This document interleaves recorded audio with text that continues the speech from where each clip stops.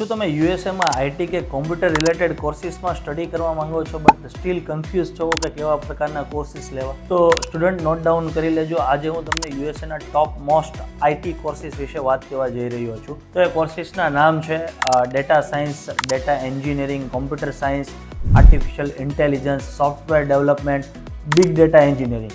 આ બધા પ્રોગ્રામ તમને બેચલર અને માસ્ટરમાં બી મળી રહેશે.